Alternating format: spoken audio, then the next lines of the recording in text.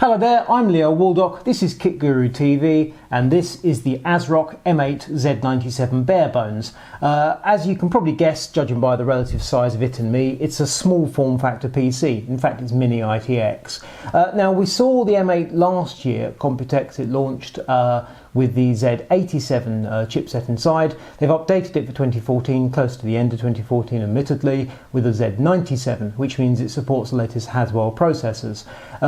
It's quite expensive. It is £538 including VAT, and for that you get this case, you get motherboard, power supply, a little riser card that comes inside, a slimline optical drive, and you need to provide graphics card, processor cooler, and SODIMM's laptop memory, plus also storage, SSD or hard drive, and an operating system.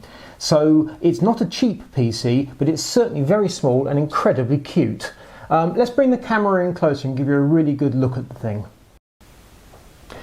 Now, the styling of the M8 Z97 is important because ASRock has paid the BMW design studio, presumably in Munich, to style this particular case. And the results are impressive. There's a lot of red and black going on, and what you think is plastic is actually aluminium. On the top here there's a little lock with some keys, and then the side panels, I've already released them, pop loose. They're held in place with magnets, these here. So the side panels stay in place even when they're unlocked and simply lift away. Now, this is the back of the motherboard. Now tell me, does that look good or what? This gizmo in the center here is cable management, so the power cables run underneath it and then they're clamped in place. That is the back, and they put this effort into it. And round here on the front we've got, well, it's a bit peculiar actually. We'll come to all this in a moment. So this is the front. We have this funky gadget here. It's called the A Command LCD. It's kind of a rotary control which you jog in to change things like the time and the fan control and such like. And down here we have this little flip down panel with a card reader and headset jacks. Here we have 4 USB 3 ports. They call them super speed. Now, to my mind, these ports are actually upside down. And each time I put a flash drive in them, I got it wrong. And in a way, it's a curious thing. The orientation of these ports, even though they're quite usable, but to my mind wrong, it kind of sums up a number of the design features inside this chassis. This here is a slot loading light on the DVD drive, which you can see just here. It's a standard laptop unit. So although it's a bare bones, it is fully featured. Now, this construction, it's solid. It's so solid that if you pick it up by these handles, you'll have no problem at all lifting it, and there's no flex or any nonsense like that. If I just move to the back briefly, the features on the motherboard are fixed because this motherboard is specific to this particular chassis. As far as I'm aware, you can't buy the M8 Z97 motherboard separately. Hence the I/O panel actually says M8. And I'm trusting, and I could be wrong here, that M8 is how you pronounce it and it's not sort of text speak for mate. I'm going with M8 and that's all there is to it. So we have a full set of audio, we have more USB 3 or super speed, Ethernet, DisplayPort HDMI because of course Intel processors, as we know, have a graphics core, more USB, and then down there we have an eSATA connector. Plenty of I/O, and then we have the power cable there. The power supply here is a 600 watt SFX unit. SFX is obviously a small form factor for this type of chassis. 600 watts for that tiny little power supply is an absolutely huge amount. I've installed a processor and then this Noctua cooler on top of it. So when you receive the system, that socket is empty. And then under here, we have the graphics gubbins, which I'll come to in a moment. The thing is, and I can't get my head quite around the design, it's undeniably stylish, it's very small, and it's hugely compact. I can't help but think that whoever it was at BMW that came up with this really stunning look here, and then decided it's so good they had to give you a window so you could see the back of the motherboard. I cannot understand who would come up with that, but wouldn't actually want to give you any access to the back of the CPU socket. Because when I put this cooler in place, I had to remove the motherboard to get there. You'd think that someone that could come up with, and I'm going to show you again, this, would have thought that perhaps a hole would be handy. I guess a hole doesn't look too great, but by God would it have been useful. Anyway, let's delve a little bit deeper into the innards of this chassis.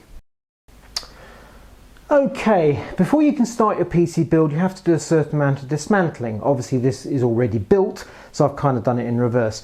You can see by the fact that a few things look a bit wonky, I've already cheated and taken a few parts off. You first have to take off one of these corner handley type affairs, and then release the top panel, which contains the two of the cooling fans, and lift it away. That gives you access to the top of the case, and then you can free this sort of tinware which covers the graphics card. It's like a shroud, and take out this little PCI Express riser card. That goes in the motherboard, gives you a slot. The graphics card sits horizontally. And then you take away the shroud, which, as I say, I've already installed this mini ITX graphics card. Now, you have a lot of space to install your graphics card. It can go all along here. Maximum length supported 295mm. So any of the large NVIDIA or ATI cards, goodness, I'm saying ATI, I mean AMD of course, graphics cards, with the exception of the oversized monsters, you want to tighten in their latest Maxwell R9 290, no problem at all. This card is the R9 285 compact Sapphire that we reviewed on Kit Guru quite recently. I believe it was compared to a compact GTX 760, and it came out very favourably. And the reason I've chosen it is it's only, I think, 170mm in length. Let's just put a tape over it, just under 180. So it's actually inside the shroud, which means that when it's in place, it comes up to here. Gives you a load of fresh air and gives you some circulation. If you put a monster card in place, apart from the fact it'll take more power, generate more heat, it also gives you less space for airflow. And in this instance, the R9 285 is a good enough graphics card. It gave us decent performance anyway. I didn't feel the need to go over the top and fill the whole section out.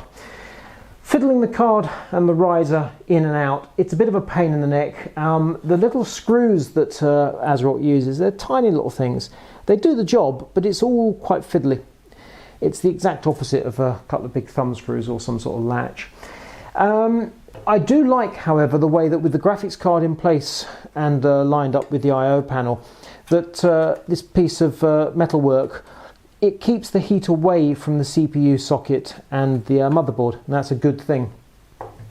Now, the processor. It's a funny old thing. This piece of cabling here goes to the mains socket on the back of the I/O panel, which then feeds through and takes the juice to the power supply. As you can see, it's quite chunky, and it goes right across the CPU socket. Technically, you've got about 60mm of space above the CPU socket. I'll put a tape on it and give you an exact figure, and I'm getting up to 90mm. Would take you absolutely up to the side panel of the case. That's obviously including the fan, and that's giving you no space for airflow whatsoever.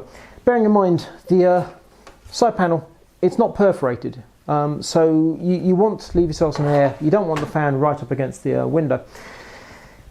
And this is where I have a bit of a problem with the chassis and indeed the concept of the M8 Z97, which is that it supports any LGA 1150 socket processor on the market, including various Xeons. You can easily bang in a processor. The maximum TDP that's supported on the ASRock CPU support list is 88 watts. However, this Noctua cooler won't support an 88 watt processor. I forget the exact TDP it goes up to. It goes up to something like 60 watts, which is actually pretty good. I mean, that's regular desktop stuff rather than low power. Low power is sort of 35 watts. It does a good job. But the consequence is that, yes, you can theoretically put in a high power processor, but you've got to cool the thing, and then the air has to flow somewhere. And that's a big ask. So in this instance, the processor we've actually gone for is the Intel Pentium Anniversary. It's the G3258. It's a catchy name. It's a dual-core 3.2 gigahertz processor. Sells for a few pennies under £50. So relatively speaking, it's a low-power processor. It's certainly very cheap, but it makes sense. And just scratching through my notes, that Noctua NHL9i cooler supports a maximum 65 watts TDP. which, considering such a tiny processor, processor cooler, is amazingly good going. So what we've got here is we have a dual-core, reasonably fast Pentium Anniversary processor, no hyperthreading of course, and an R9 285 graphics card. So we are way inside what ASRock says this system supports. Now that's a 600 watt power supply. When this system was thrashing its backside off under load, it was drawing no more than 200 watts at the socket. And that's going to be about 150 to the graphics card and about 50 to the processor. So we really weren't loading the system particularly highly. And to my mind, that's a sensible approach to a small system like this. If you want really high power stuff, go for a bigger box. Now, our Samsung SSD sits here in this caddy. It's a curious thing. I'm not going to pull it out because it's a bit of a nightmare taking it apart. But that caddy is kind of a sandwich and will actually hold either one 3.5-inch drive or four 2.5-inch drives. I've put the SSD there, as you can see, just for convenience. The SATA cable goes in the top and then the power connector goes in. In actual fact, you have to, it's also tight in here, you have to remove the power connector before you can slide the graphics card in and out, because it sits directly above, and then the cable sits just outboard of the graphics card. There is actually a fifth 2.5-inch bay, would you believe, behind the power supply. You have to remove the power supply, I think you have to remove the optical drive as well, and then you put your SSD absolutely behind the power supply. And I have to say that to me, I don't want to do that. It's certainly neater. You could have dumped the drive bay if I'd gone down that route, but no thanks. No, the idea of my SSD being behind a power supply, sandwiched among all that metal, I couldn't be doing with that. So we have this rather neat ASRock Z97 motherboard, our Pentium Anniversary dual-core processor, this really low-profile, neat Noctua cooler. I had to remove the motherboard in order to install the Noctua cooler because it's 4 screws that go from behind. And the thing is that the fact you have to remove the motherboard to install an aftermarket cooler, that says to me that ASRock wants you to go down the standard Intel 4 pop pins on the corner cooler. Now, given there's no possibility of water cooling unless you do some really funky homebrew system, the idea of a standard Intel cooler on potentially a quad-core with hyperthreading Haswell Core i7 processor, oh, I couldn't be doing that at all. I'm much happier with this setup, even though I had to take the motherboard out. And then we have, as I say, the compact Sapphire graphics card. And overall performance was pretty good. Building the M8Z97, it's a bit of a trial, to be honest. It's very fiddly. The manual isn't particularly clear. It's a small book in terms of the size of the pages, and the diagrams aren't particularly clear. It's all line drawings. I've seen better. And I'm going to go back to my hobby horse, which is if you get a manual with a thing, I want it to be a good manual. That manual is not brilliant. So when you see a little drawing and it refers to certain screws, I'm struggling to figure out sometimes which screw they're talking about. And then when you pull the screws out, you have to yank on a piece of tinware or some riser card or something, and there you go. Obviously the performance of this PC depends entirely on the components that you choose. For example, the memory I went for was some straightforward Crucial DDR3 1600 SODIMMs. It's laptop memory, 2B8 gig.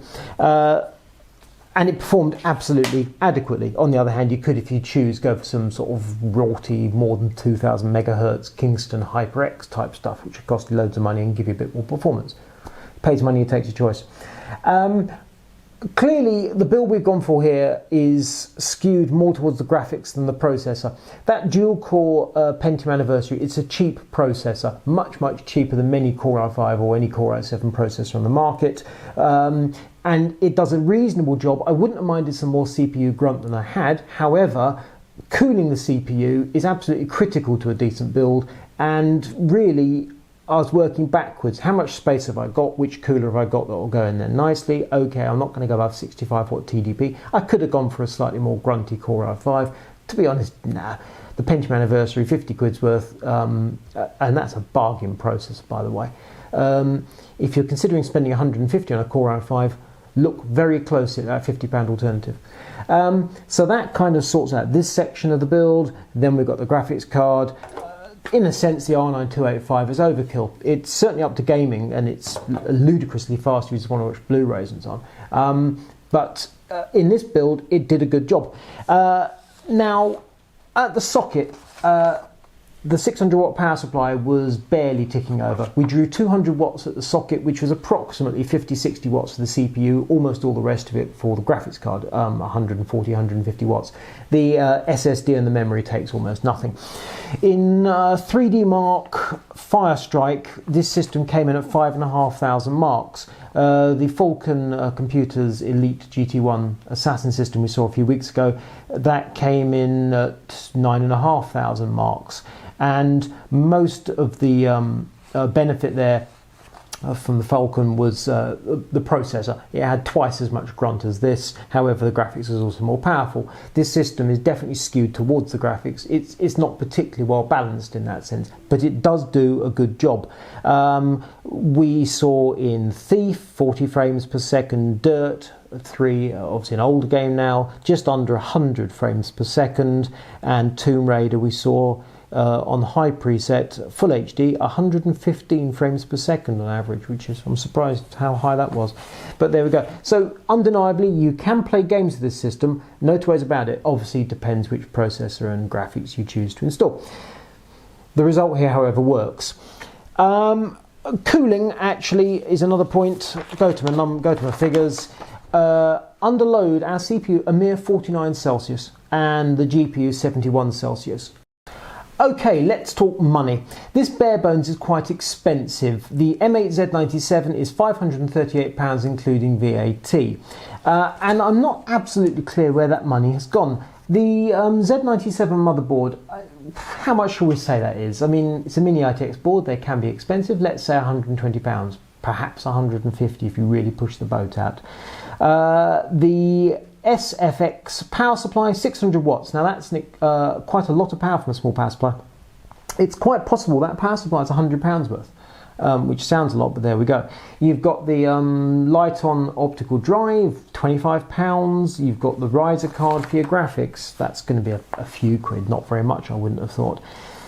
So you're up to around the £250 mark for the bits and pieces, but the system is 538. That suggests the chassis construction design, the fact they're not going to make and sell very many of the things, it implies the chassis is heading towards the £300 mark.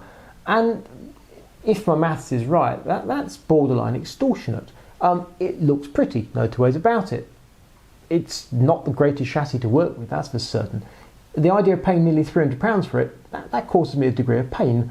Once we start putting in the other components, and again, the components that you use clearly affects the pricing that you pay hugely. So as I say, the G3258 anniversary processor, £50. The Noctua cooler, that's the NHL9i, £37. Blooming good cooler, that. Crucial memory, 2x8 gigabytes of Crucial, that would be 112. Clearly you could use, if you wanted, 8 gigabytes of memory, not 16. So again, how much you pay? 60 quid, 120, go for some faster memory, even more. So £112 of memory. That 500 gigabyte SSD there, that's 185. Add on Windows. Basically this system as it stands is about £1,200 worth. And as I say, very recently we saw Falcon Computers built regular ATX tower. That was $999 Inc VAT and Windows 8.1. So you're paying a £200 premium for a slower computer, and clearly therefore most of the money you're paying for is for the styling and the physical size of the thing. And that is obviously very much an individual choice. On the other hand, if you're going to have a little PC sat on your desk, it's cute, no two ways about it. Whether you want to pay them much money for it, that remains to be seen. But it's an attractive piece of hardware, and I like what they've done with it. I just wish to goodness it was a bit cheaper. Anyway, this is Leo Waldock for Kit Guru TV, and this is the ASRock M8Z97.